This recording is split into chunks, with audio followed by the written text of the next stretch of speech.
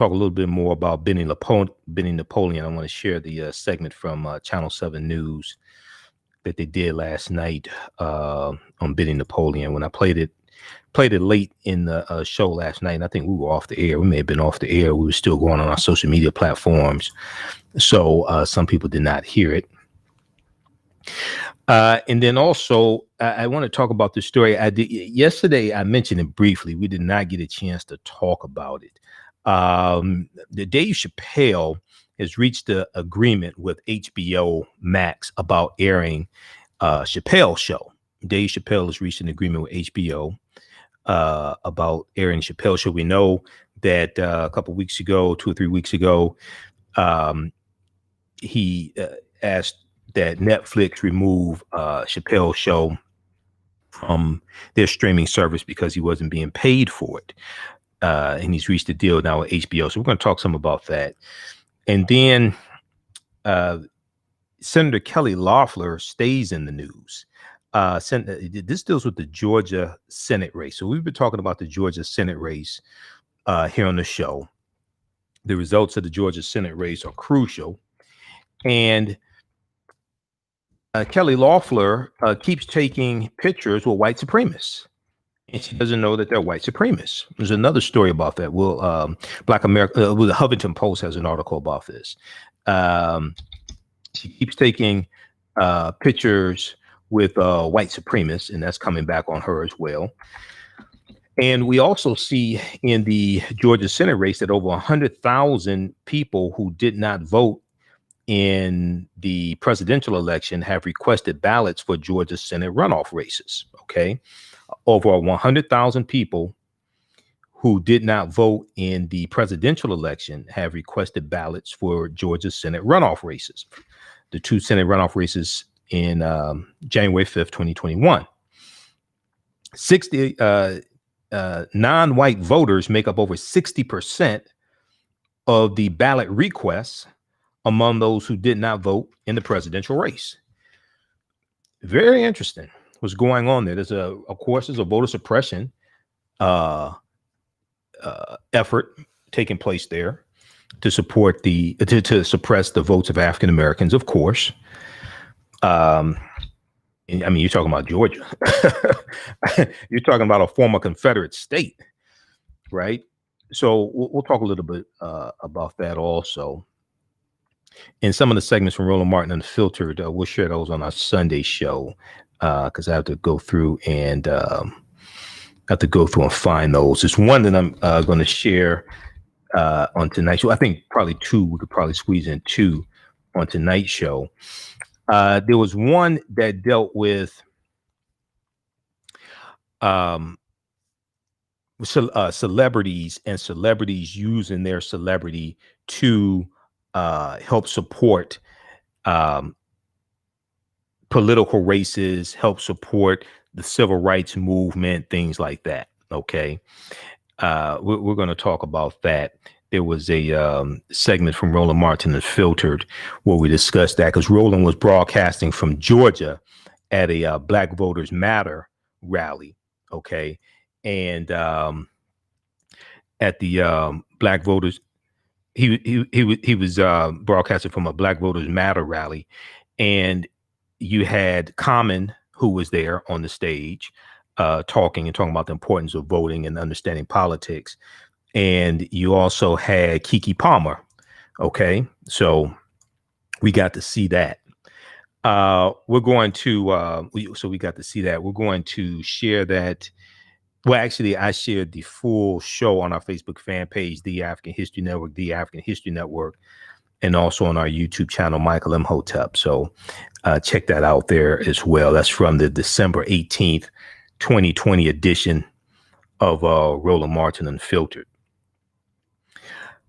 So we're going to share a segment from that. Then there was a story that we talked about on today's show earlier today. It's out of Wyoming, and it deals with a white Wyoming congressman named Representative Cyrus Weston, Republican, who In Wyoming, you have a African-American man who was elected as sheriff, and he is the first African-American sheriff to be elected in this county.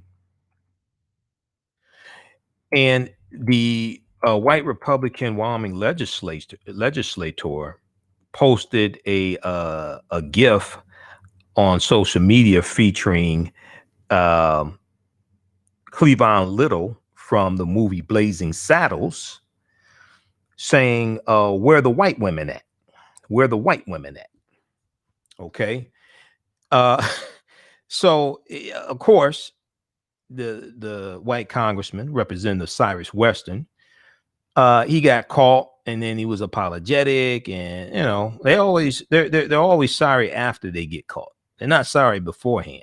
Usually, they're always sorry after they get caught. Oh, I'm sorry. I didn't know.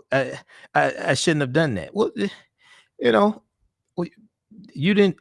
Why didn't you run this through your head before you did it? It sounded good in your head before you thought it was going to. I mean, it's like, okay, did you consult with people who are not white supremacists about this move before you did it? Or did you just consult with people that, got roadside assistance? They got roadside assistance with white supremacists. It's called KKK, like AAA, Triple K. Roadside assistance for white supremacists. AAA, like AAA is Triple K. Did you consult with people who were not white supremacists to see if this would be a good idea?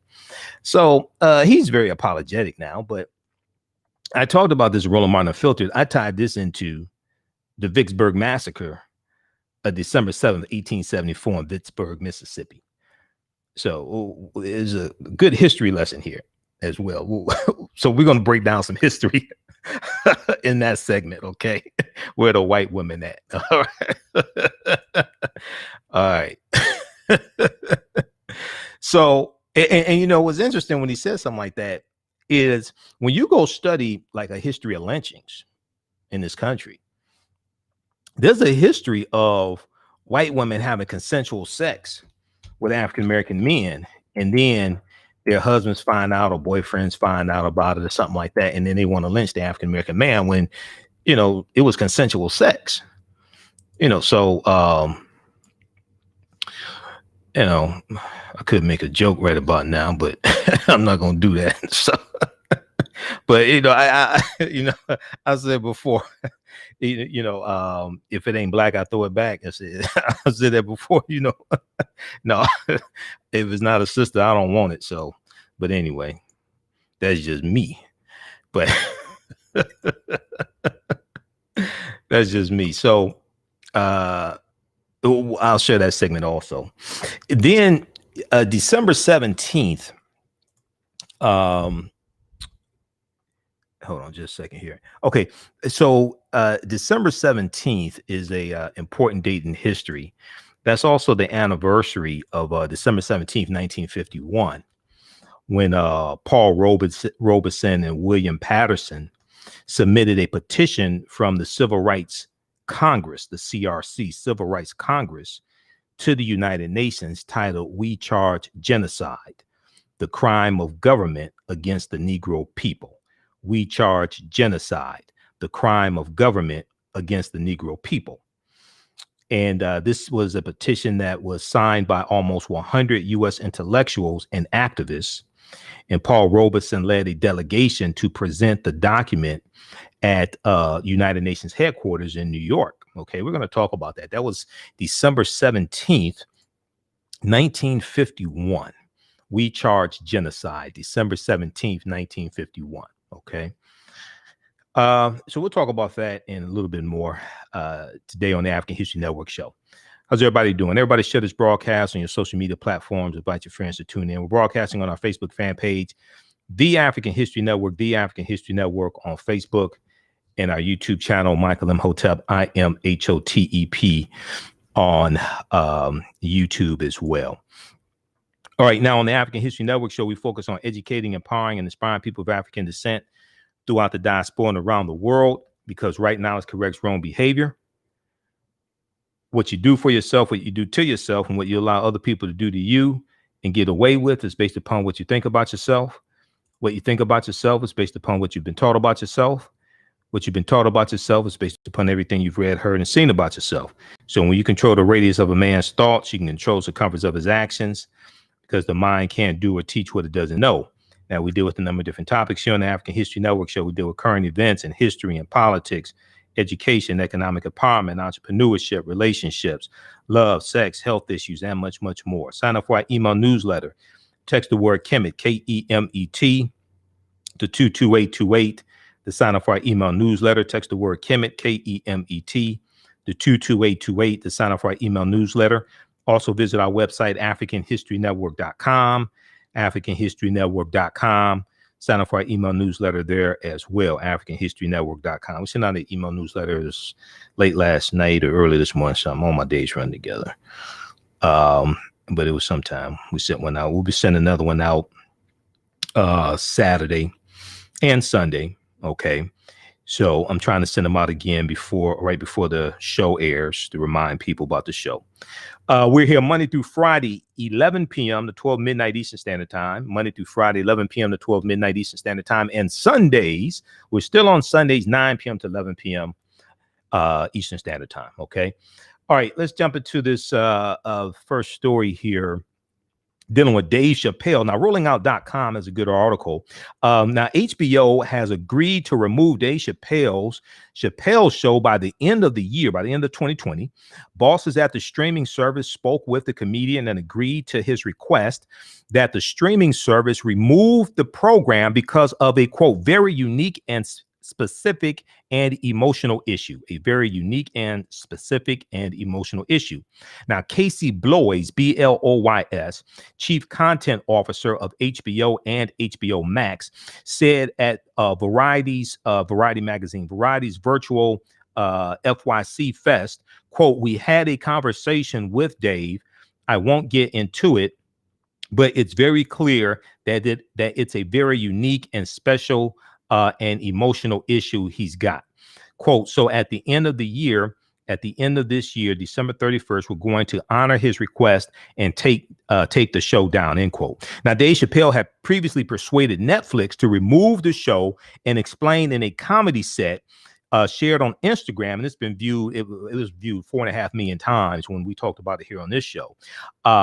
He explained on Instagram that due to the terms of the contract that he signed when the Chappelle show back in early 2000, when the Chappelle show was made, he does not receive any money when Viacom CBS licenses the Chappelle show for streaming services. You didn't have streaming services back then, basically. You know, Netflix streaming, and remember, Netflix started out as DVDs.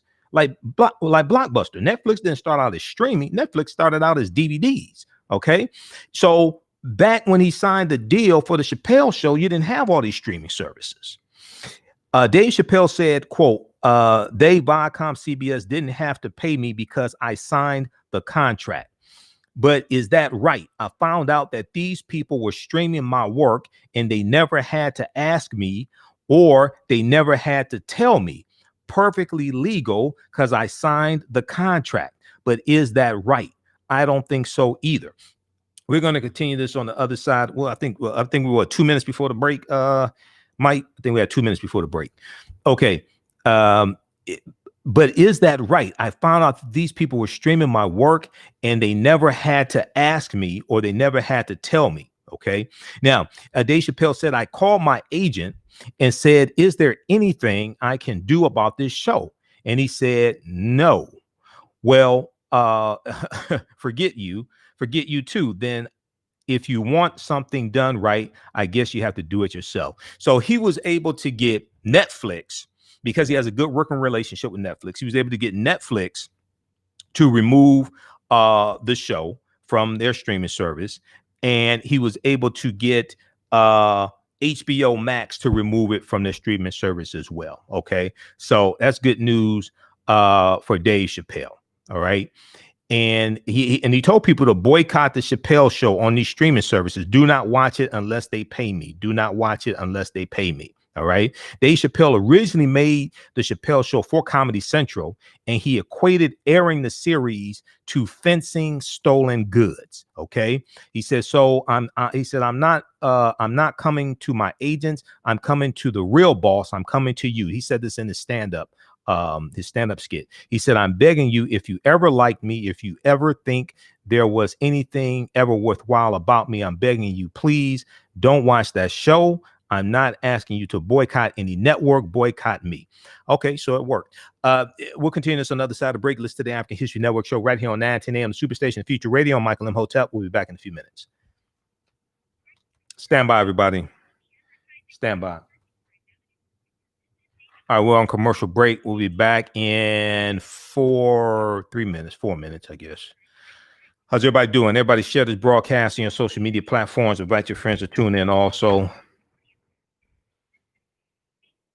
Stand by, everybody.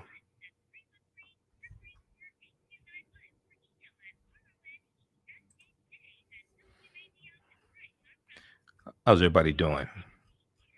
All right, let me get ready for this next segment.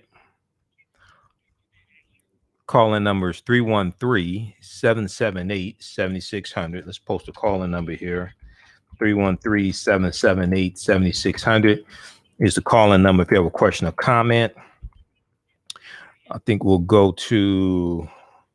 let me get ready. Let me get this other segment ready. Just bear with me, everybody. It's been a hectic day.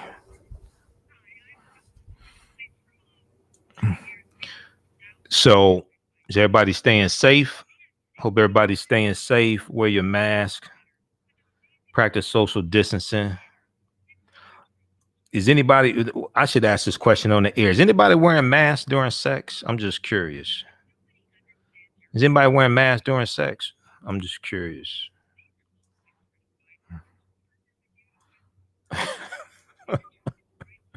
There's a joke there, but you know.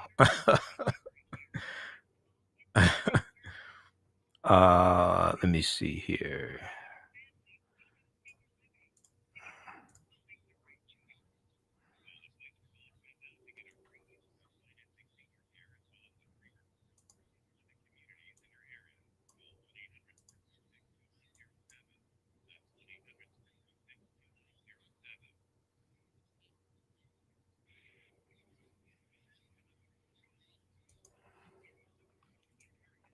Stand by back. I got to get this clip ready.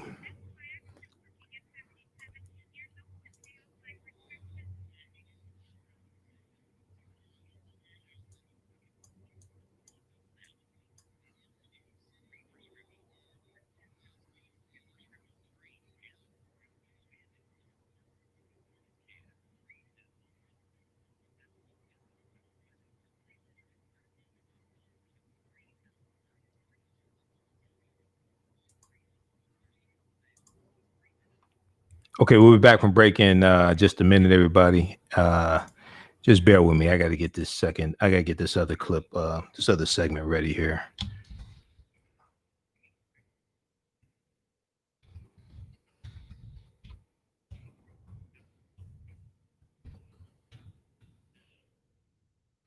Welcome back to the African History Network show right here on 910 AM, the Superstation of Future Radio. I'm your host, Brother Michael Imhotep. It is Friday, December 18th, 2020, and we are live. Calling number 313-778-7600. 313-778-7600 is the call-in number if you have a question or comment. 313-778-7600 is the call-in number if you have a question or comment. All right, well, look, it's been a busy week. It's been a terrible week, really, in some ways. It's had a lot of people passed away. And okay, so right before the break, we were talking about Dave Chappelle. Check out this article here from rollingout.com. Dave Chappelle reaches agreement with HBO Max about airing Chappelle's show. All right. I want to go to this first clip here from Roland Martin Unfiltered. So I'm a panelist on Roland Martin Unfiltered, usually every Friday. Today, Roland was broadcasting from Atlanta, Georgia. and there was a Black Voters Matter rally in Atlanta, Georgia. And Common, hip hop artist and actor Common, and also Keke Palmer were there, and they were part of the program, and they were on the stage. So when you go back and watch it, you can watch the full show. You can watch it at Roland Martin Unfiltered on Facebook, or Roland Martin on Facebook, or Roland Martin on YouTube, and also at the African History Network. We shared the broadcast as well. So when you go back and watch it, you can see the full rally. Okay, and Common and Keke Palmer, they talked, and Common did a freestyle.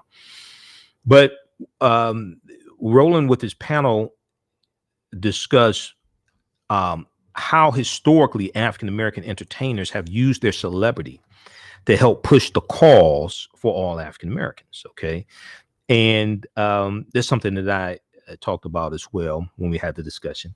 So let's go to this. Let's go to this first clip here, Mike.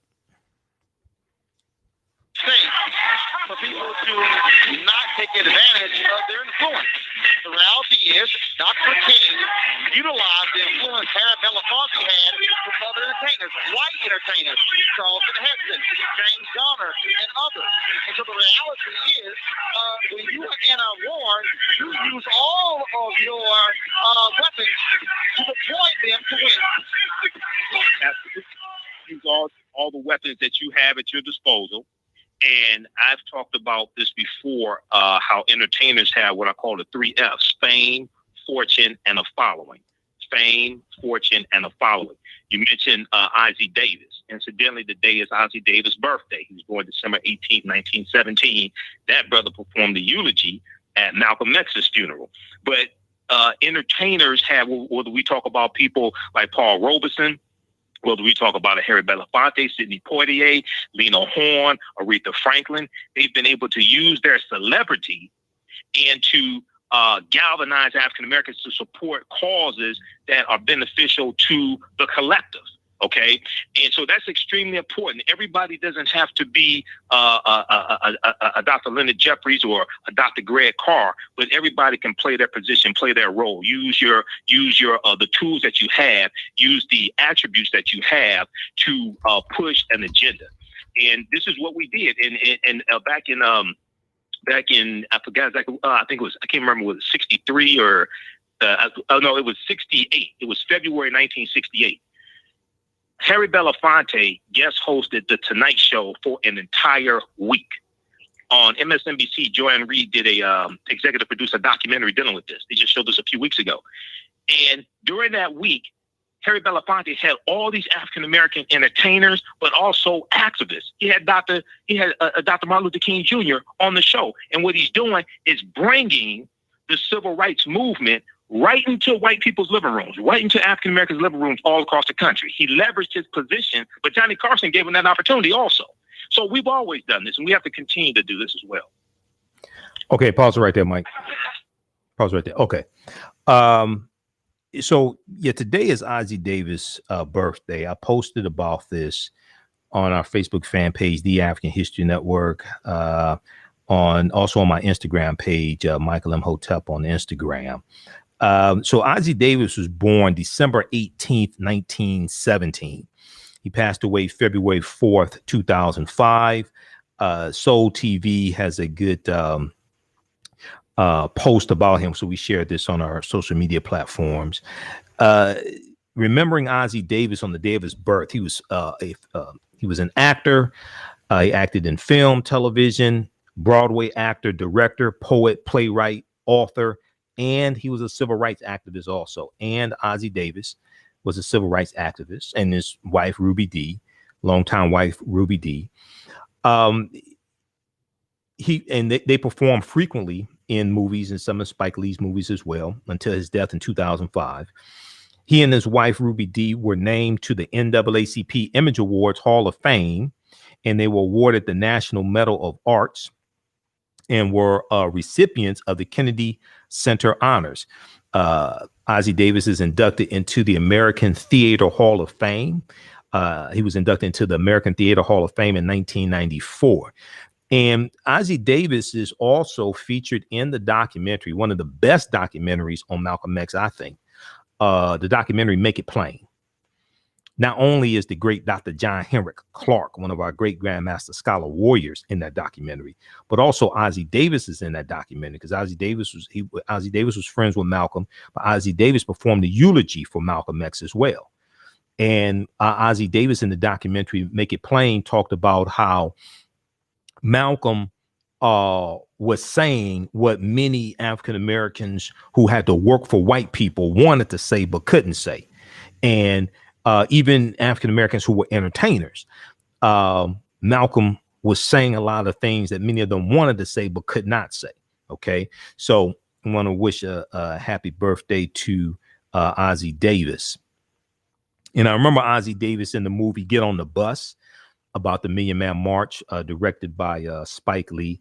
I mean, he was a brilliant actor. And Ozzie and his wife Ruby Dee. Now I remember Ruby Dee in the movie Buck and the Preacher with Sidney Poitier and Harry Belafonte. Buck and the Preacher. And I mean, this is a good movie.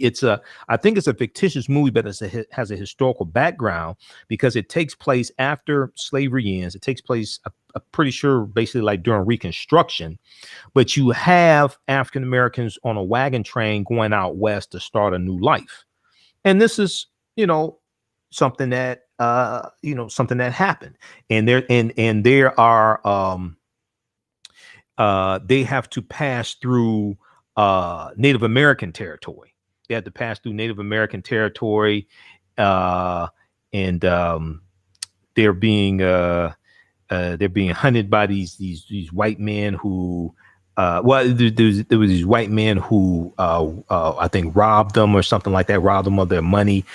And Sidney Poitier and Harry Belafonte are trying to get the money back. And I mean, it's a really good movie, especially something dealing with that period of time and looking at these African Americans, many of them former slaves, and their hope of starting a new life, owning land, being farmers, but being able to work for themselves. So it's a classic movie, Buck and the Preacher. Buck and the Preacher. Harry Belafonte plays the preacher, and he's a con man. And then Sidney Poitier and Harry Belafonte, they're also going to be in the movie Uptown Saturday Night. Yeah, it's Uptown Saturday Night because Madame Zenobia's, and is the lottery ticket. So I think it was Uptown Saturday Night they're in. Harry Belafonte is Sidney Poitier again. Geechee Dan was Harry Belafonte was a gangster named Geechee Dan. So it's Harry Belafonte. And that one, it was Harry Belafonte and Calvin Lockhart. Okay. And those are three classic movies that Bill Cosby and Sidney Poitier did. Uptown Saturday Night. That's about the lottery ticket. They go to Madame Zenobia's and they get robbed by Calvin Lockhart's character, and they're trying to get the lottery ticket back. Then you had Let's Do It Again. Okay, that's the one about where they hypnotize Jimmy Walker, who's a boxer, Bootney Farnsworth. They hypnotize him and he wins the heavyweight championship. Okay. And then that has John Amos in it. Okay. So Let's Do It Again. And then A Piece of the Action with Sidney Poitier and Bill Cosby and James Earl Jones. And Denise Nichols is in there. Denise Nichols is just who was on 227. She's just fine as hell. Denise Nicholas. Oh my God. Denise Nicholas back in the day. I remember her in the early 70s on the TV show 227. I mean, not 227, Room 222. It's like two different time periods, two different shows. Room 222 was about teachers, right? And Denise Nicholas was on that show. She was a teacher. And Denise Nicholas was fine as hell. Okay. And then later she's going to be on In the Heat of the Night, playing Carol O'Connor's girlfriend, interracial marriage. That's a whole nother conversation. But I liked her in A Piece of the Action. Okay, so those are classic movies, all right? So you got to go. You have to watch those. You have to watch those sometimes. All right. Denise Nicholas. Okay, 313-778-7600 is the call-in number. If you have a question or comment, 313-778-7600 is the call-in number if you have a question or comment. All right, so we talked about Benny Napoleon today also on Roland Martin Unfiltered. Now, back in October, when Roland was broadcasting Roland Martin Unfiltered, he was traveling in different cities and he broadcasted here from Detroit. Benny Napoleon was a guest. He was on the panel with Michigan Lieutenant Governor Garland Gilchrist and U.S. Senator from Michigan, Gary Peters. Okay, so we talked. I sent Roland a text last night as soon as I found out that Benny had passed away, and Roland hadn't heard he passed away. I sent Roland an article from WXYZ Channel 7, but we talked about it on Roland Martin Unfiltered today. Let's go to this clip, Mike.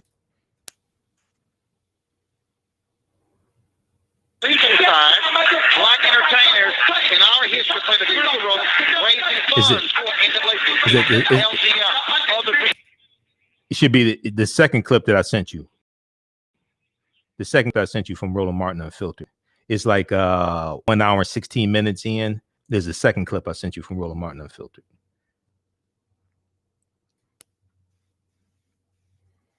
Okay, we'll go to that in just a second. Just let me know. When I keep pulling it up, it says the video is unavailable when I click on it.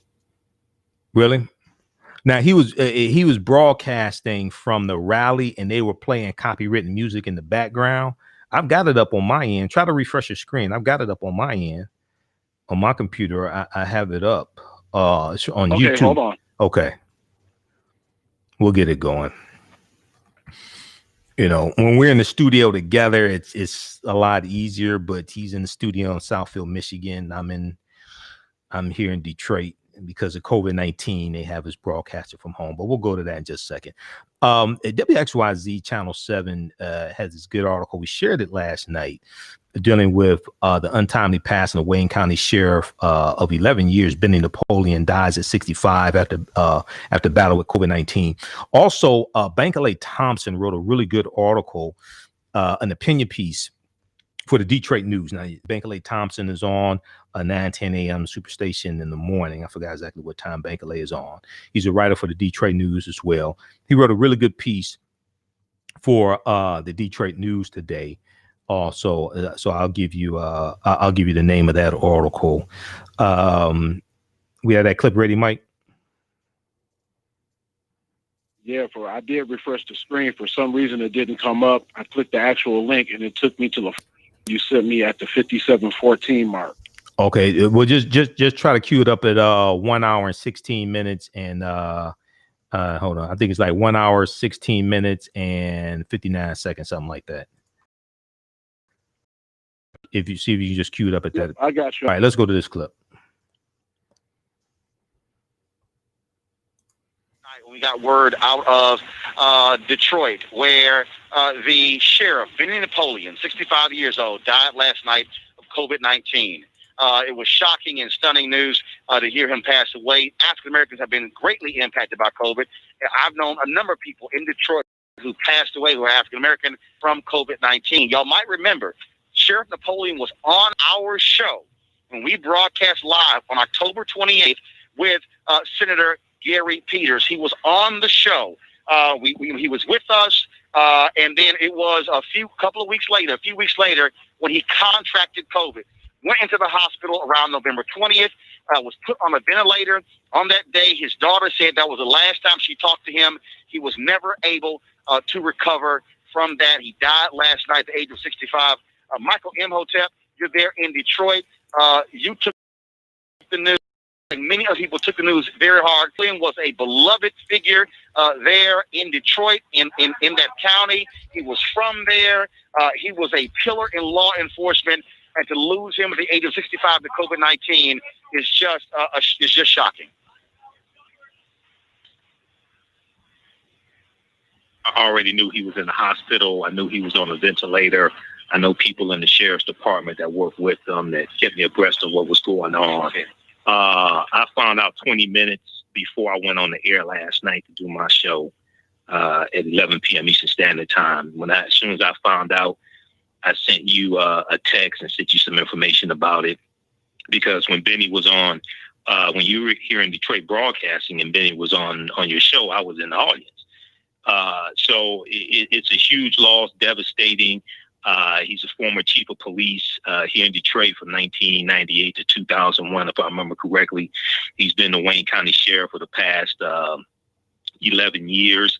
I know people who are close to him who talk about how he wasn't just a nice guy, but he made you feel very important. Even people who didn't know him that well, he made you feel very important. I knew him somewhat. We weren't buddies, but we'd been on radio shows together, and I would see him from time to time, throughout the years. And I knew people who were close to him.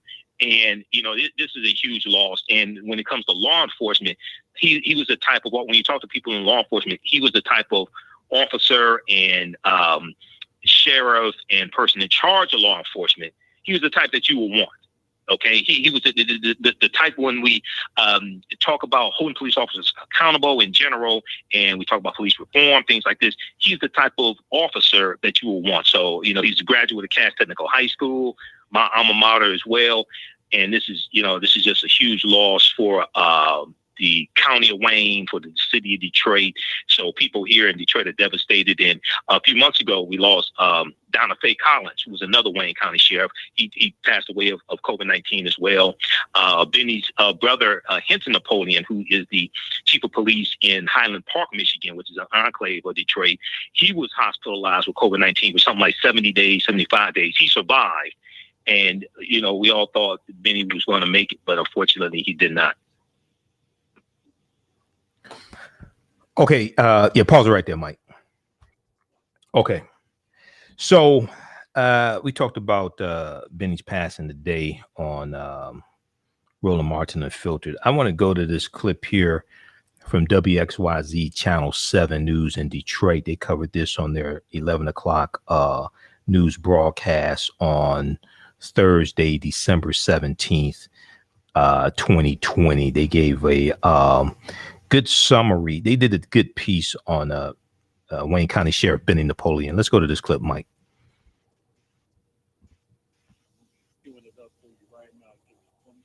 Oh, okay. And he's getting that queued up. Wayne County Sheriff Benny Napoleon has died at the age of 65 after a battle with COVID-19. Action News has learned Napoleon was diagnosed with COVID-19 on November 19th, 2020, and hospitalized 2 days later. Now, he was born in Detroit in 1955 and was entwined with Wayne County long before his public service. As a Cass Technical High School graduate, as I am, Benny Napoleon received degrees from Detroit Mercy and Detroit College of Law before the start of his tenured law enforcement career in 1975.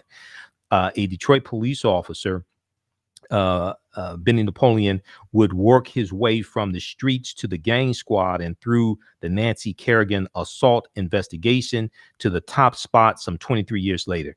So he was the chief of police under Mayor Dennis Archer from 1998 to 2001. He landed in his current role as Wayne County Sheriff, first appointed as sheriff in 2009 to replace now Wayne County Executive Warren Evans, who was the Wayne County Sheriff. And Benny Napoleon was elected with 75% of the vote in 2012. And a year later, he would target the highest political office in Detroit as mayor, as Detroit faced bankruptcy, running for mayor to replace Dave Bean. Mayor Dave Bean, former NBA great, and Dave Bean became mayor of Detroit once Kwame Kilpatrick resigned and went Kwame went to prison. He was convicted. So Dave Bean only served one term. He decided not to run for a second term. 2013, Mike Duggan ran, former prosecutor Mike Duggan, who's the mayor now. And he ran against Benny Napoleon. 2013. Benny didn't win, but Benny remained as Wayne County Sheriff. We had a clip queued up, Mike. We have a clip queued up. Yeah, we're ready. Okay, let's go to this clip from WXYZ Channel 7. Going to go live now to 7 Action News reporter Kimberly Craig. She talked to the sheriff's daughter and his right-hand man, who will never forget that last phone call. Kim? Absolutely, Dave and Glenda. 4 weeks ago today, Sheriff Napoleon called his chief of staff, Michael Turner. He said he was on the way to the ER, but he told him, "I got this." Still in shock when he discovered that he was positive. I never for one moment thought he wouldn't beat it. Here's a man who looked danger in the face for over 45 years. But last night, Sheriff Benny Napoleon passed away after a battle with COVID-19. Today, the first day, his right-hand man, Michael Turner, came to work knowing his dear friend and boss would never be back. Men and women in this agency have to get up and come to work. He would expect me to suit up, man up, and come in. And here's where I am. COVID is vicious, and though it affects people differently, some people don't have symptoms.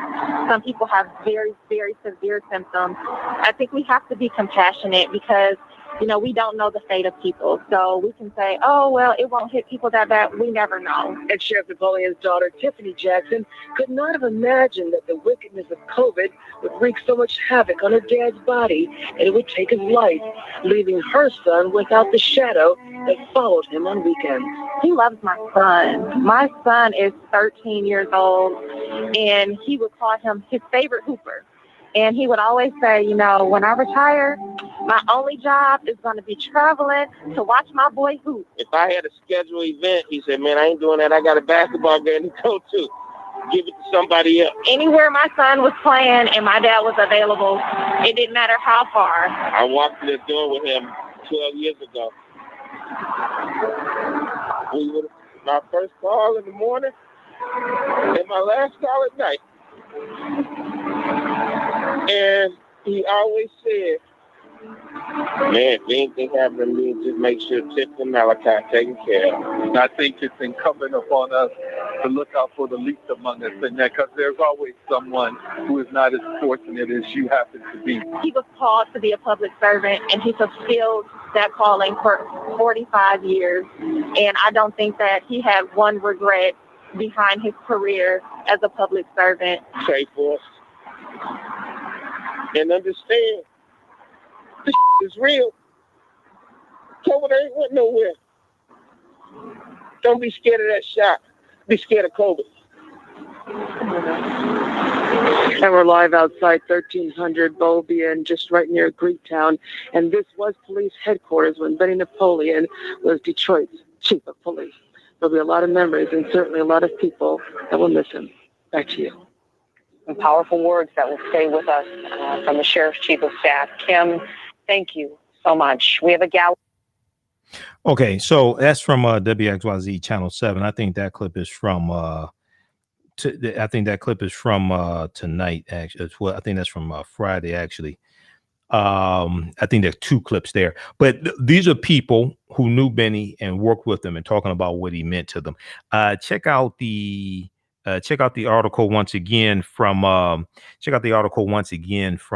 WXYZ Channel 7. Wayne County Sheriff Benny Napoleon dies at age 65 after battle with COVID-19. We'll talk about this some more on our Sunday night show. I want to go to this other story here. So how's everybody doing watching on the social media platforms? If you like this type of information, you can donate to the African History Network, $ the AHN Show through Cash App, $ the AHN Show through Cash App, then also through PayPal, paypal.me/the AHN Show, paypal.me/the AHN Show, or at our website, AfricanHistoryNetwork.com. Okay. This is, there was a story. We talked about this piece on Roland Martin Unfiltered, and Mike, Roland Martin Unfiltered, cue it up at the 1 hour, 46 minute, 51 second mark. 1 hour, 46 minute, 51 second mark. I didn't get a chance to send you that queued up piece, but it's in the same video. Okay. 1 hour, 46 minutes, 51 seconds. Right about there. There was a story out of Wyoming. We talked about this at the beginning of the show. You have this Wyoming congressman. The Root.com has an article about this. Wyoming congressman apologizes for tweeting Where the White Women At? GIF, GIF, GIF, to state's first black sheriff. Okay, so you have this white Republican representative in Wyoming state legislature. His name is Representative Cyrus Weston. Okay, Representative Cyrus Weston, and you have an African-American man who became the first African-American sheriff of Albany County in Wyoming. His name is Aaron Applehands. And this white Republican tweeted or posted on social media a GIF that he now deleted. And it's a GIF of the Cleavon Little, who portrayed a black sheriff in the movie Blazing Saddles. And it's a GIF of Cleavon Little as his black sheriff asking, where the white women at? So you had this genius, Representative Cyrus Weston, Republican, who tweeted this as somehow congratulating this African-American sheriff, and he's the first African-American sheriff in this county. Okay.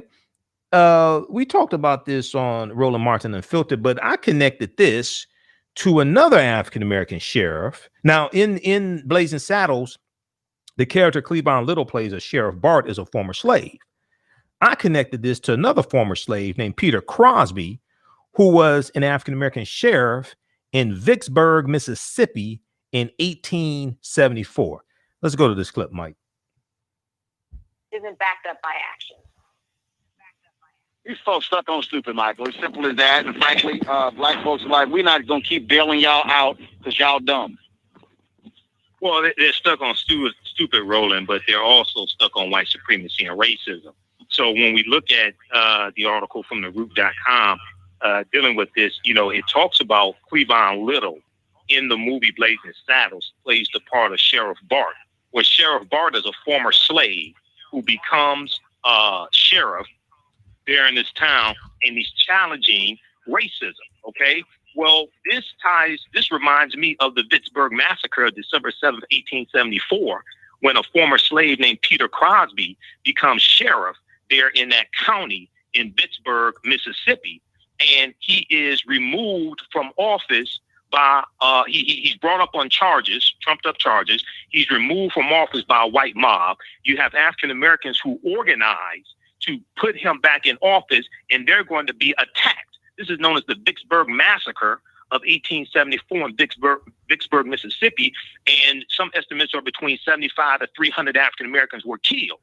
Now, when we look at the sheriffs have more power than the police chiefs, because the sheriffs are duly elected, and the sheriffs are over a county, whereas police chiefs are over a city and appointed by a mayor. So he may have been playing, but he's playing into white supremacy and racism, but this also ties into history. So we have to be very cognizant when people slip up like this, or he may have done this on purpose. I'm not exactly sure, but this ties into history. And what we see is that many white people, not all of them, but many white people see power slipping away from them.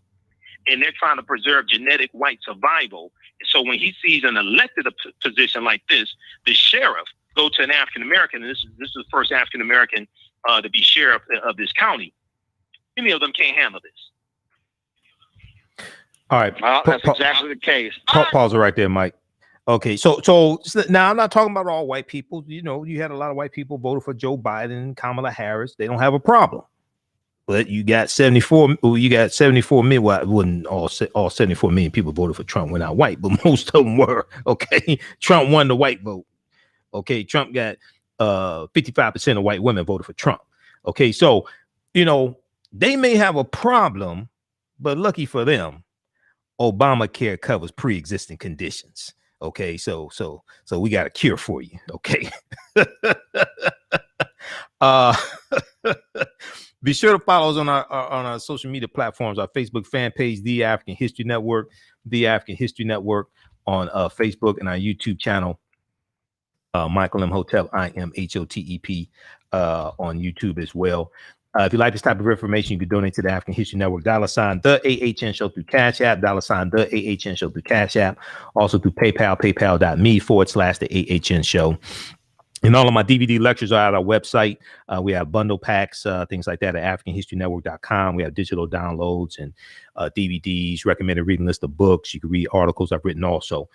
Very quickly here, when we look at the Vicksburg Massacre, December 7th, 1874, we talked about this a couple of weeks ago. It's a good piece from EJI.org, Equal Justice Initiative.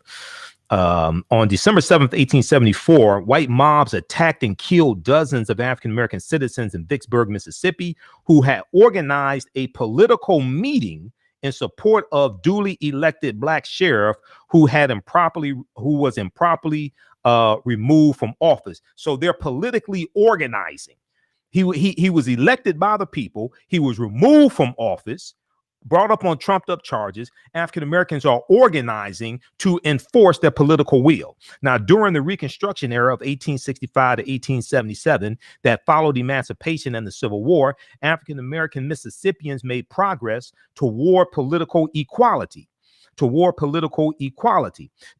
the passage of black codes designed to oppress and disenfranchise African Americans in the South under the protection of federal troops in place to enforce the newly established civil rights of African Americans, many African American men voted and served in political office on federal, state, and local levels.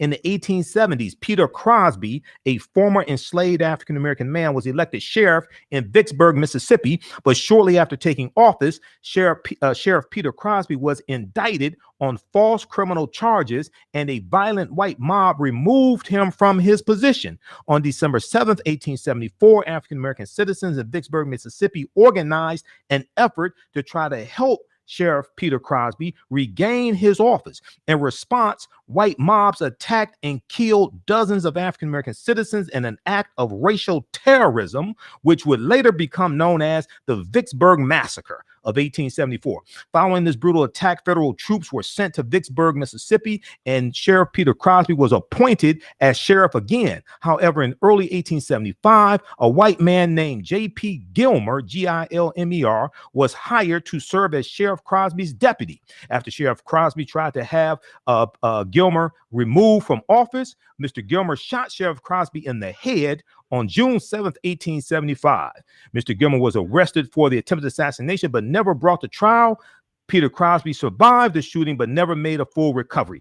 We're continuing this on our social media platforms, the African History Network on Facebook, Michael Imhotep on YouTube. Right Now is Correct Wrong Behavior. It's not over till we win. We'll talk to you Sunday night. Peace. Stay tuned for Greg Davis. Talk to y'all later. Peace. All right, stand by, everybody. All right, let's continue.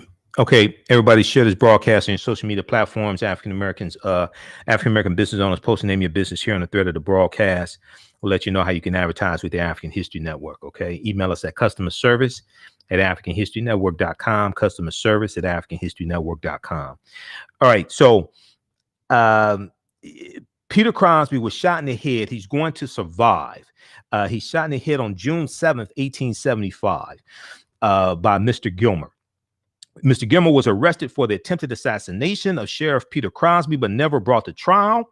Mr. Gilmer survived the shooting, but never made a full recovery and had to serve the remainder of his term as sheriff through a representative white citizen. Okay, the violence and intimidation tactics utilized by white Mississippians intent on restoring white supremacy soon enabled forces antagonistic to the aims of Reconstruction and racial equality to regain power in Mississippi. So check this piece out from Equal Justice Initiative, EJI.org. Violent white mob massacres black citizens at political meeting in Mississippi. This is about the Vicksburg Massacre of 1874 in Vicksburg, Mississippi. And then the Zen Education Project also had a piece on the Vicksburg Massacre as well. Okay, so we'll post this here on the thread of the broadcast. The Zen Education Project had one December 7th, 1874, Vicksburg Massacre. We talked about this back right around December 7th. on our show here, but because of that story out of Wyoming with the Representative Cyrus Western, that caused me to remember about the Vicksburg Massacre. So check this out also from the Zen Education Project as well. Okay.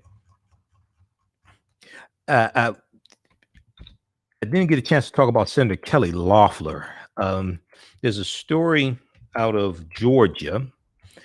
Georgia's on my mind. This is from Huffington Post. HuffingtonPost.com. Senator Kelly Loeffler keeps taking pictures with white supremacists. And she's baffled. Okay. Kelly Loeffler keeps posing for photos with white supremacists and other extremists. The senator recently disavowed a photo of her with a former white KKK leader, but she's repeatedly aligned herself with racist and far white supporters. Say it ain't so, little Kelly. This can't be true. Say it ain't so. So let's look at this piece. This is from December 17th, 2020, Huffington Post. So earlier this week, a photo of Georgia GOP Senator Kelly Loeffler posing with a notorious white supremacist went viral, prompting her campaign to disavow it. But this wasn't the first time that Senator Kelly Loeffler, who's against her WNBA player supporting the Black Lives Matter movement, right? And she's running against Reverend Raphael Warnock for the U.S. Senate seat in Georgia on January 5th, 2021. But this wasn't the first time that Senator Kelly Loeffler has posed for photos with a white supremacist or far right extremists. She has done it repeatedly this year. Now, the picture that went viral showed Senator Kelly Loeffler smiling alongside Chester Doles, D-O-L-E-S, a former Ku Klux Klan leader and member of the neo-Nazi National Alliance, Chester Doles, who attended the deadly 2017 white supremacist rally in Charlottesville, Virginia, Charlottesville, where they had the Unite the Right rally.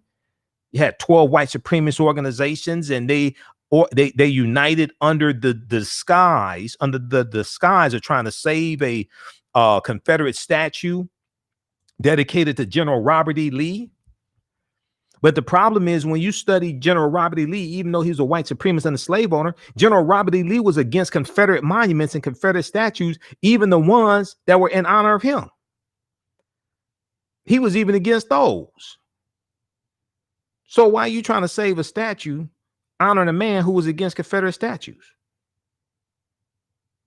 That doesn't even make sense. There was an article from TheAtlantic.com called The Myth of the Kindly General Lee. The Myth of the Kindly General Lee. General Lee was against using Confederate flags after the Civil War was over with. He was against Confederate monuments, Confederate statues. He felt that the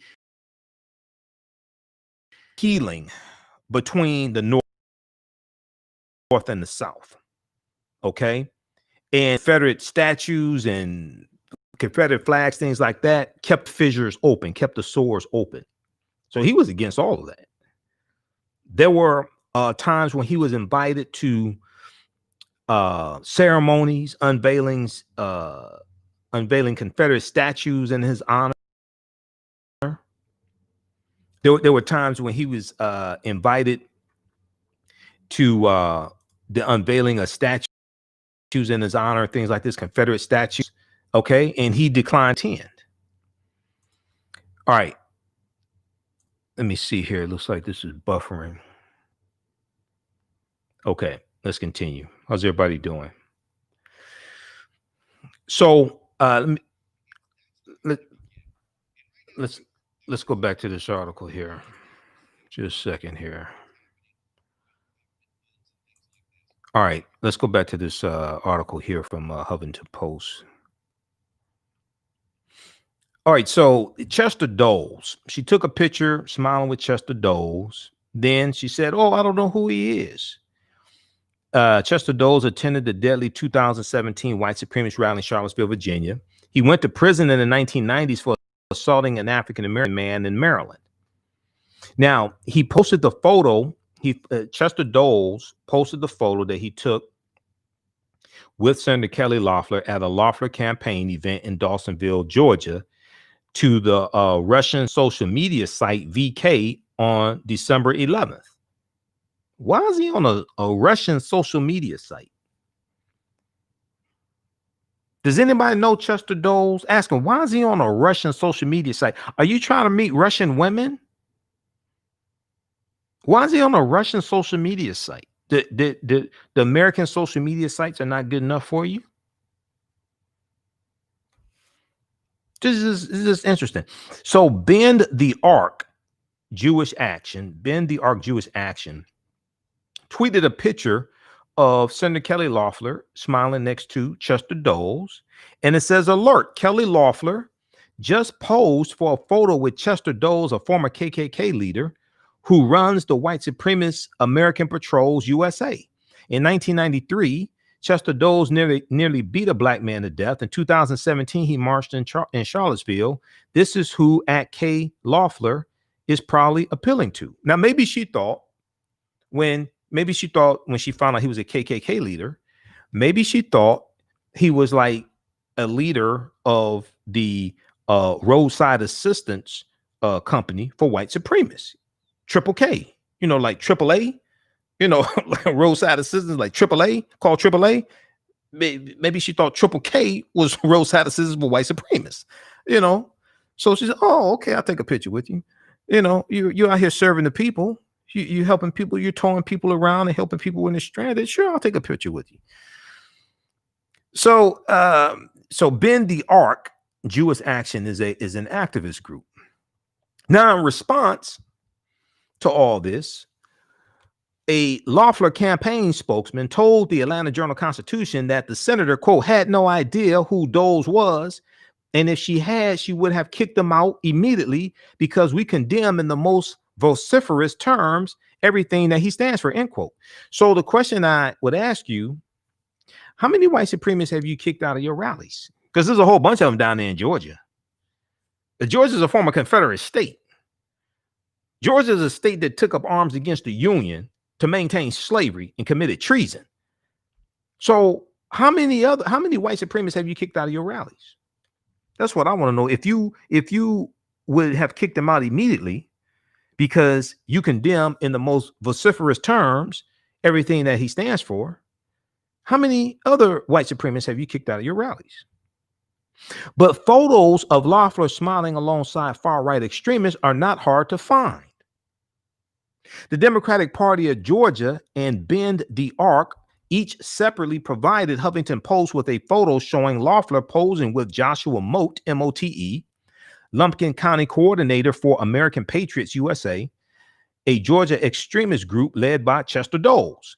Now, the photo, which Chester Doles also posted to VK, this Russian social media site. And what's up with that, man? You trying to meet Russian women, or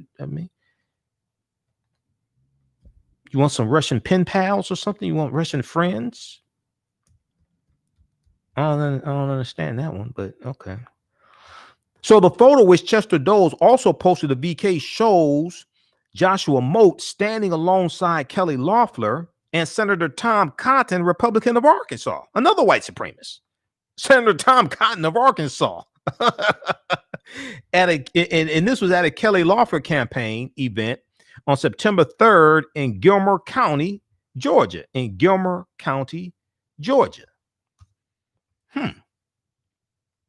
Now, the Loeffler campaign did not respond to a request for comment on the Joshua Mote photo on Thursday, December 17th, but spokesman Stephen Lawson did provide a statement when Huffington Post previously contacted the campaign about the photo in September 2020.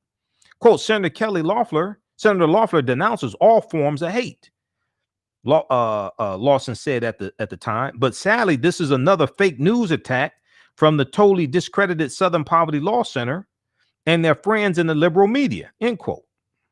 How many white supremacists have you kicked out of your campaign events? Because this is another one you took a picture with and you didn't kick him out. Where's the footage of you kicking white supremacists out of your campaign events? I'm just curious. The Southern Poverty Law Center was not involved with this story and did not provide Huffington Post with a photo of Kelly Loeffler and Joshua Moat. The civil rights organization does, however, list American Patriots USA as a white nationalist hate group.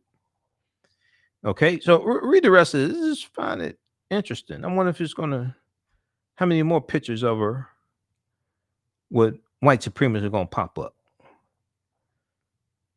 You know, just find it interesting. Okay, so check out this article here from HuffingtonPost.com. Kelly Loeffler keeps posing for photos with white supremacists and other extremists. Guess she's trying to get every vote she can.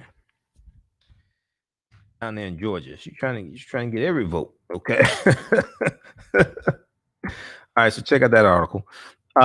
Lastly, we have December 17th, 1851. We charge genocide. We have this petition filed in the United Nations. And Paul Robeson was involved in this. This is from the Zen Education Project, ZED.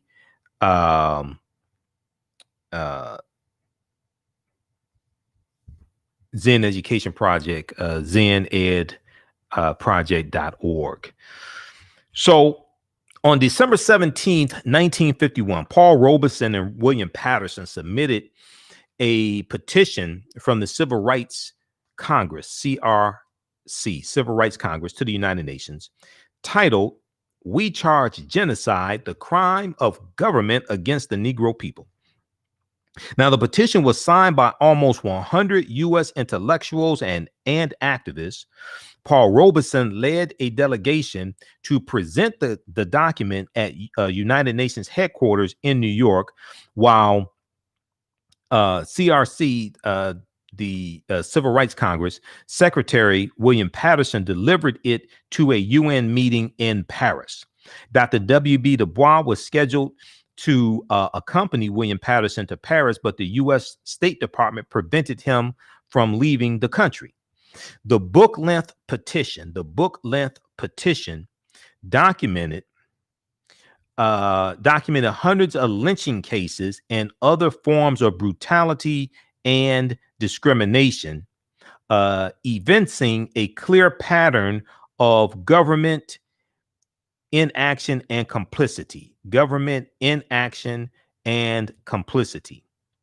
Now, it charged that in the 85 years since the end of slavery, more than 10,000 African Americans were known to have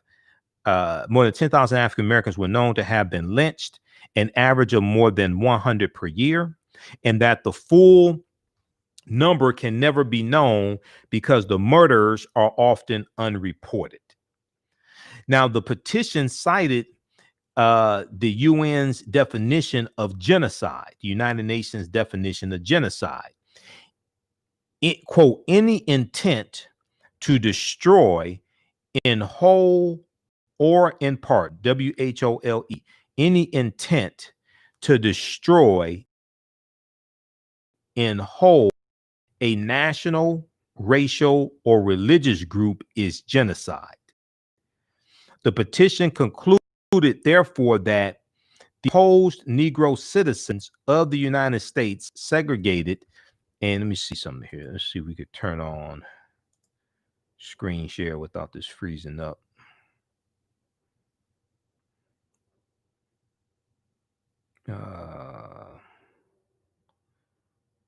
We'll try to turn this on.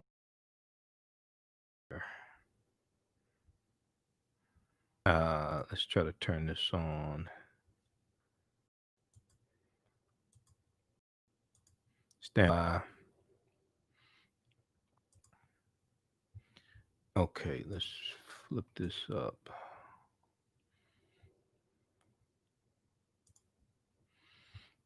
Okay, so this is from the Zen Education Project, December 17th, 1951. We charge genocide petition submitted to the United Nations. All right, and then we see a picture here of Paul Robeson. Paul Robeson presents We Charge Genocide by William Patterson to UN Secretariat in New York. Okay. This is December 17th, 1951.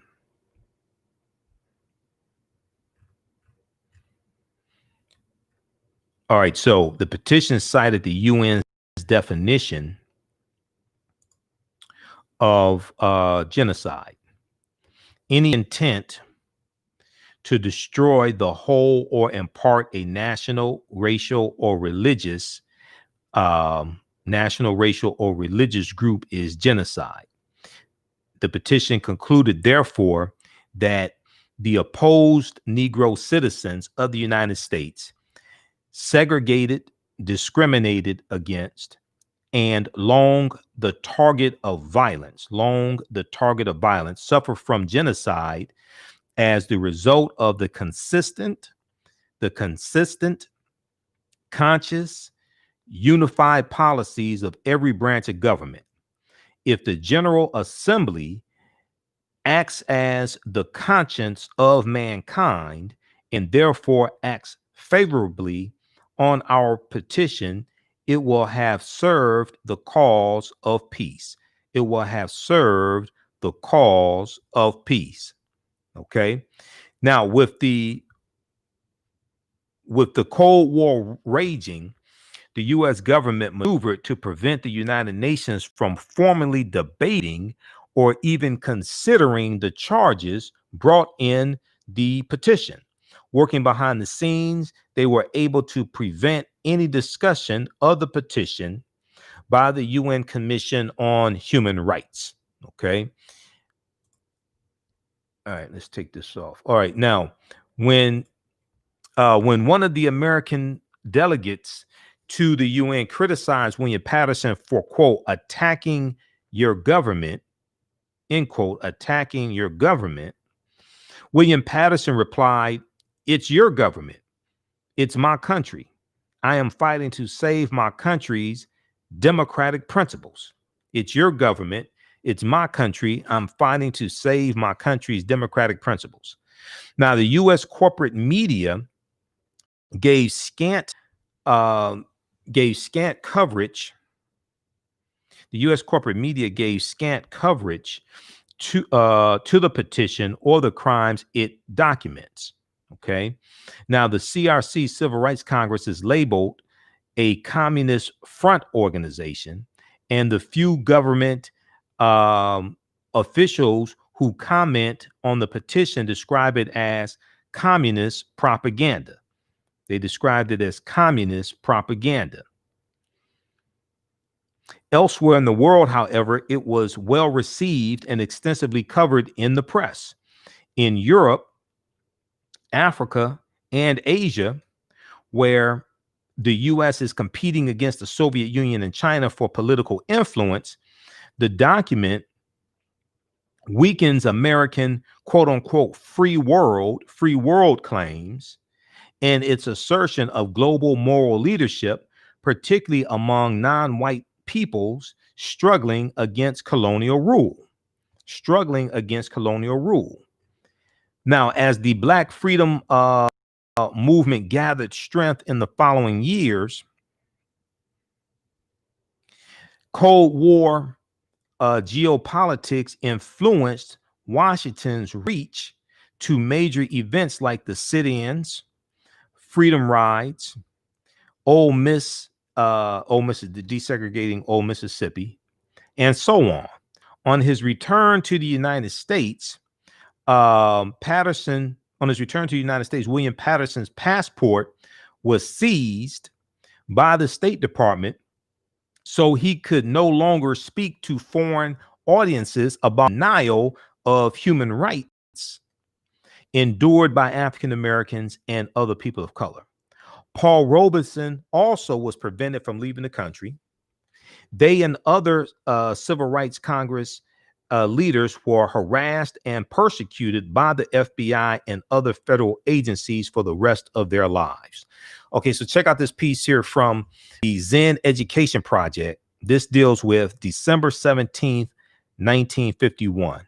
We charge genocide petition submitted to the United Nations. All right, we'll post this link here. Everybody check that out. We're on Monday through Friday, 11 p.m. to 12 midnight Eastern Standard Time, the African History Network show, and still Sundays, 9 p.m. to 11 p.m. Eastern Standard Time also.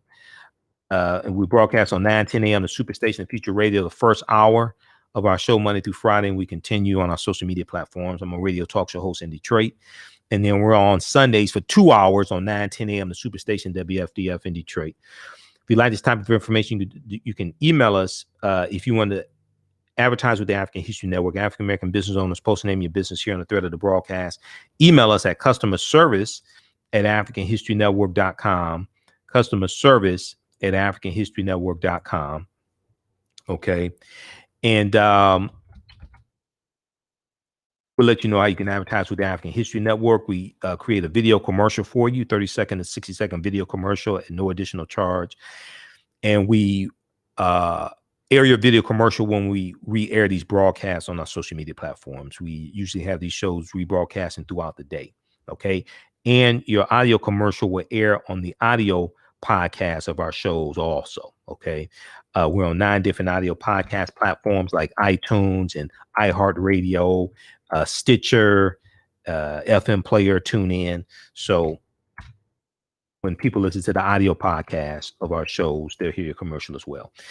We have a 15 DVD bundle pack of 15 of my lectures at AfricanHistoryNetwork.com. This is the Black History Month 15 DVD bundle pack. And this includes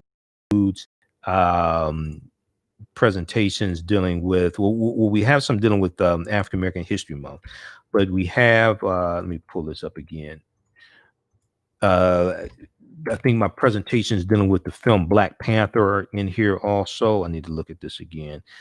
We've got, I did a 3-hour presentation, Black Panther Analysis, African Culture, History, and Afrofuturism. You get that one.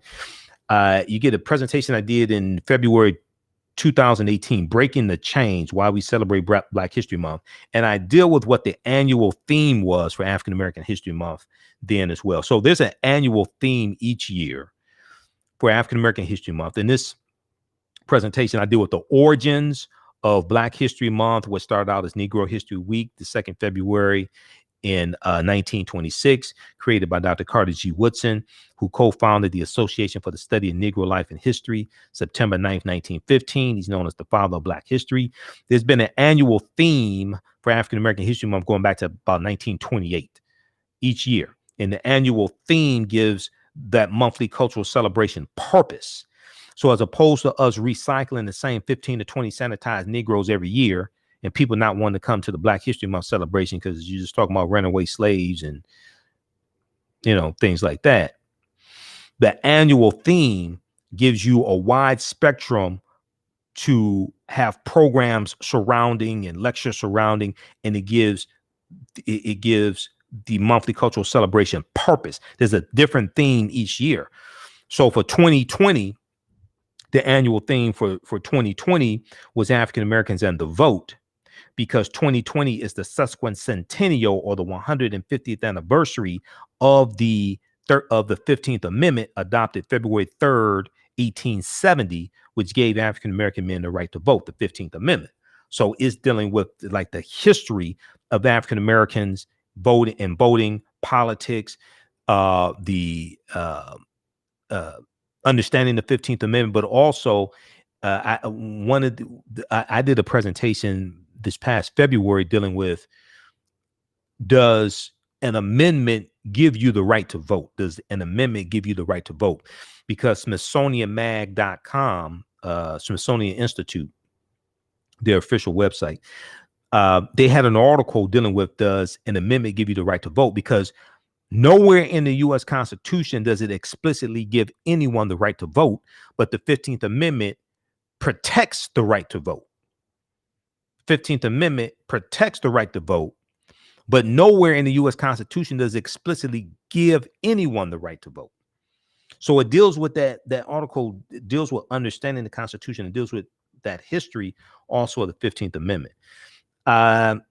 So there was another presentation in here on, let's see here, the distortion of the legacy of Dr. Martin Luther King Jr. Actually, you know, we have screen share. I can show you this. Flip this over here. And so I deal with how Dr. King's legacy is very much misunderstood. And, you know, I attend some Dr. King Day celebrations. Try not to attend a lot because some of them are just, I know people put in a lot of work. Some of them are just sad. One thing I explain to people is, you know, Dr. King wrote 5 books. Okay. And a lot of time I go to Dr. King Day celebrations, and it seems like the celebrations are organized by people that never read any books Dr. King wrote.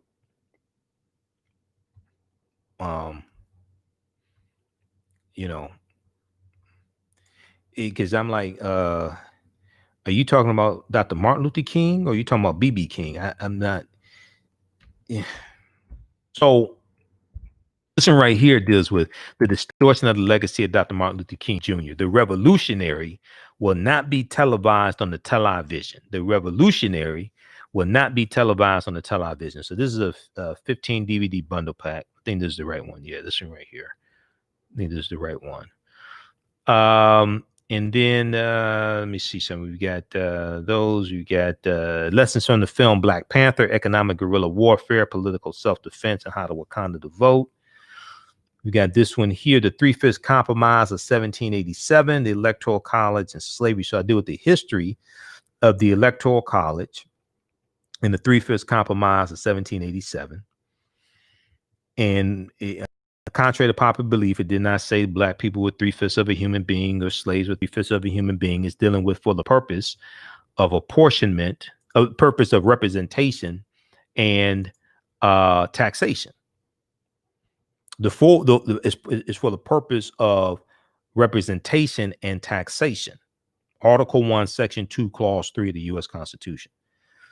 The full population of free African Americans in 1787 was counted. Okay, they're trying to determine how many seats in the U.S. House of Representatives do slaveholding states have. How do you count the slave population? Well, so they're going back and forth at the Philadelphia Convention in 1787 when they're drafting Constitution. They're going back and forth. So some people say, well, let's count half of the population of slaves. Others say, let's count 3/4 of the population. They finally decided to count 3/5 of the population. It's not saying they were 3/5 of a human being. It's like, okay, you count the full population of free people. Now, how do we count the population of people enslaved? Because the South wants the full population counted. The North is saying, wait a second, if you count the full population, you're just going to have total dominance in the House of Representatives. You'll just be able to run through whatever bills you want to in the House. So they're going back and forth. So they agreed, okay, so say for instance, Virginia has 100,000 slaves. Okay. So we'll count 60%. Okay. We'll count 60%, 3/5. We'll count 60% so we'll count 60,000 slaves as opposed to 100,000. It's not saying that person is 3/5 of a human being. That's not what, no. That's a total gross misunderstanding of history. Not only that, the 3/5 Article 1, Section 2, Clause 3 of the U.S. Constitution, the way the count was taken, was corrected by Article 2, Section 4. I'm sorry, corrected by Article 2 of the 14th Amendment of 1868. The 3/5 Compromise of 1787 was corrected by Article 2 of the 14th Amendment of 1868. So when you read Article 1, Section 2, Clause 3 of the U.S. Constitution is usually an asterisk, and it says it references Section 2 of the 14th Amendment. So I've heard African American attorneys say that U.S. Constitution say we're 3/5 of a human being. No, it doesn't. No. That's a total misunderstanding of history and law. Okay. So let's flip back over here. So this one here, this bundle pack is like 15. I think it's 15 DVDs in here. Yeah, you get 13 forms of wealth, keys to entrepreneurship and economic empowerment, the racist history of the white national anthem and the Pledge of Allegiance. I deal with the whole history of the Pledge of Allegiance. I deal with the whole history of the national anthem and the Pledge of Allegiance. And I call it the white national anthem because it was written by white people, for white people, about white people, and voted on by white people. So I call it the white. You call it the Star Spangled Banner. I call it the white national anthem. Okay, there's no offense to anybody. There needs to be a new national anthem that's more inclusive. We ain't had nothing to do with that other one. Okay, that's why we have Lift Every Voice and Sing the black national anthem, because we knew the white one wasn't for us. The first Americans were Africans, documented evidence by Dr. David Imhotep and Michael Imhotep. This is no relation. This is a double lecture he and I did back in 2013. He wrote the book, The First Americans Were Africans, Documented Evidence. Redistributing the pain, how African Americans fought back with economic boycotts. I deal with a documented history of us fighting back against white supremacy and racism using different types of economic withdrawal strategies, what I call economic guerrilla warfare, different types of economic boycotts, different types of economic withdrawal strategies. Okay. And this is not theory. I'm showing you documented historical examples of us using different type of economic withdrawal strategies. Then you get what's this other one here? The Light of Ancient Egypt Awakens the African Mind to Economic Empowerment. Human Guinea Pigs, the history of the Tuskegee experiment of untreated syphilis in the Negro male. So I separate fact from fiction here. This is a lecture we actually deal like the real history of the Tuskegee experiment, not what people think happened, because they didn't inject them with syphilis. That's not what happened. No, there were 600 men in the study. 399 men had an early form of syphilis called latent syphilis. Latent syphilis is where you have syphilis, but you don't have symptoms. It's an early form of syphilis. They weren't injected with it. They already had it. They were testing men to see who had syphilis. There were 299 men in the study who did not have syphilis. They were the control group. So we deal with like the actual, not what people think happened, but the actual history of the Tuskegee experiment of untreated syphilis in the Negro male, which was administered by the U.S. Public Health Service Department of the U.S. government. It was supposed to last between 6 to 9 months, ended up lasting about 40 years, about 1932 to about 1973. Okay. So we separate fact from fiction in that lecture. Now, not what's floating around on social media and memes saying they injected men with syphilis. No, they didn't. That's not what happened. I'm not saying the study was good. It was bad, but that's not what happened. Then you get, let's see, what's this other one here? Let's flip this back over. You get, this is a really good one. This is like a 4-hour presentation. Great African Women in History, the Mothers of Civilization. This is a really good presentation. So I deal with profiles of great African women in all different time periods, whether we talk about Queen T, whether we talk about Ya Santiwa, Ma'at, Queen Charlotte Sophia, Madam C.J. Walker, Annie Turmo Malone, who was our mentor, Offset, who the Greeks called Isis, Asada Shakur, is a bunch of them I deal with here. I did this other presentation here for children dealing with the film Black Panther analysis, African culture, history, and Afrofuturism. So this presentation I did in March of 2018. I was presenting to 65th through 12th graders and their teachers. 65th through 12th graders and their teachers. And I'm breaking down the film Black Panther and showing the African historical significance and African cultural significance and I'm showing teachers how they can use these themes from the film Black Panther to actually teach African history and culture to our children. How do you take the enthusiasm from the movie and actually relate it to African history, African American history, African culture? Okay. So that one is for children. It's on, on their level, right? It's on their level. There's no profanity. Even the one I did for adults wasn't profanity in it, but it's a deeper presentation. Then you get this one here. And I go deep in this one. African American resistance in the era of Donald Trump, voter suppression, reparations, and how elections have consequences. This is a deep presentation right here because I break down what happened in the 2016 presidential election. I deal with the connection between Richard Nixon and Donald Trump in that history, how Donald Trump became, how Richard Nixon ran on the platform of law and order in 1968, and how Donald Trump did the same thing in 2016 and won as well, just like Richard Nixon did in 1968. Interesting, they were both impeached also. Interesting, they were both impeached. So then we deal with the rampant voter suppression that took place in the 2016 campaign, and unfortunately, many of our people still don't, even though they went out and voted in 2020, because they realized when Donald Trump asked the question, "What the hell do you have to lose?" the correct answer was everything. They realized, "Oh hell no, we can't take another 4 years of this. Oh hell no." Okay, but many of us still don't understand the rampant voter suppression that took place in the 2016 campaign. Okay. Now, a lot of our people in Georgia are understanding this because they're like, oh, hell no. Senator David Perdue and Senator Kelly Loeffler, no, they got to go. We can't have them. But so I go deep into it in that presentation. And then, because this is like a 15 DVD bundle pack, so we have this discount. It's regular like $150. It's on sale $100. It looks like. And then, this one right here. This is a classic. I did this in 2017. Ancient Kemet, the winter solstice, and the history of Christmas. I did with the whole history because this is a 3-hour presentation.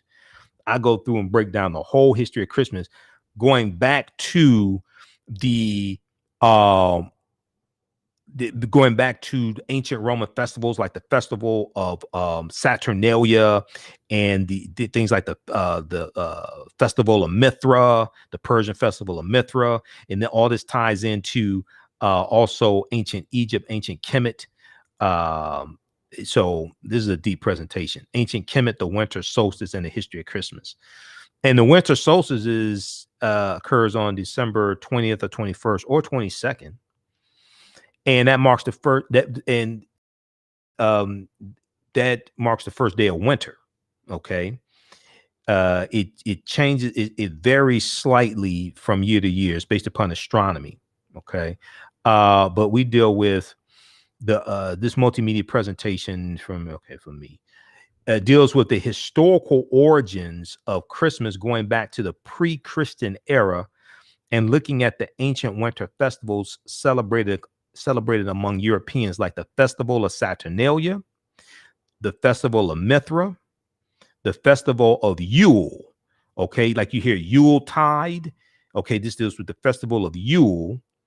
Most of these festivals took place around the winter solstice, right around December 21st, or the vernal equinox, which is March 21st. Vernal equinox marks the first day of spring. The vernal equinox. Vernal is Latin for spring. Okay, so everybody should be able to see this. Can y'all read this? Vernal is Latin for spring. Okay. So, or the vernal equinox, March 21st, we'll deal with the influence from various cultures, mythology, religion, literature, and astronomy. Do you really know what you're celebrating? This is a fascinating lecture that is thoroughly documented. Don't take our word for it. Go do your own research. Topic discussed includes why is Christmas celebrated on December 25th? Because nowhere in the biblical text does it state that Jesus the Christ or Yeshua was born on December 25th. And I say Yeshua because if you look up the word Jesus in the dictionary, and you look at the etymology of the word, it takes you back to Yeshua, which is Hebrew, because the letter J wasn't invented until 1630 AD. The letter J is derived from the letter I. So if you look at the letter J in the encyclopedia or the dictionary, usually it tells when these letters in the alphabet were created. Okay, the whole alphabet, the 26 characters in the alphabet, it wasn't all just created at one time. Okay. And one of the mistakes that we make is we think that the way things are today is the way they've always been. So you have to understand the chronology of this. The letter J is derived from the letter I. And in your 26 character alphabet, the letter J comes after the letter I. If you read the historical, or if you read the historical origin of Christ, what is it called? The historical origin of Christianity by Dr. Walter Williams. Chapter 9 deals with the history of the letter J. Chapter 9 deals with the history of the letter J. Okay. Let me see here. Go back to this. All right. So we deal with all this. We deal with the origins of Easter. Why is Christmas celebrated on December 25th? What determines when Easter is celebrated? Easter is also based upon astronomy. Easter occurs on the first Sunday following the first full moon following the vernal equinox. That's when Easter is celebrated, on the first Sunday following the first full moon following the vernal equinox. And when Easter is celebrated based upon the Gregorian calendar introduced in 1582 by Pope Gregory XIII, that was one of the outcomes of the Third Council of Trent of 1563, which was one of the ecumenical councils. That was one of the outcomes of that Third Council of Trent that took place in 1563 AD. All right. I didn't mean to go this long, but I'm not trying to go too deep in it so you understand it. So we talk about Joie de Piet, Black Pete. Where do the symbols of Christmas come from? All that stuff, the origins of the 7 days of the week, things like that. All that's in that presentation. That's why that presentation is like 3 hours. That was a deep presentation. Ancient Kemet, the winter solstice, Ancient Kemet, the winter solstice, and the history of Christmas. Okay, so that presentation as well. So this is like a 15 DVD, but I think there's 15 DVDs here. It's like a 15 DVD bundle pack. I think you get Malcolm X 50 years later. Why is he still relevant? Is this 15? Yeah, it's a 15 DVD bundle pack. Okay. All right. That's at AfricanHistoryNetwork.com. We posted the link here. Michael Imhotep Black History Month bundle pack. All right, so check that out. We posted the link there. And we have other bundle packs. We had the Black Migration 1619 to 2019 DVD bundle pack. Also, we also have Black Migrations in digital download format as well. Okay, but we're shipping out orders this weekend and this coming week also. Visit AfricanHistoryNetwork.com, AfricanHistoryNetwork.com. Where's Black Migrations? Yeah, right here. Black Migrations is a 6 DVD bundle pack. That's on sale. I think it's $50, and the digital download is $45. And Black Migrations was the theme, the 2019 theme for African American History Month. Black Migrations. That was the 2019 theme for African American History Month. Black Migrations was the 2019 theme, that 400th year anniversary. And also in that bundle pack, you get, let me see, we'll look at this quickly here. Black Migration. What's in there? What's in that one? There's one idea dealing with the history of African American jockeys when we used to dominate horse racing. Okay, and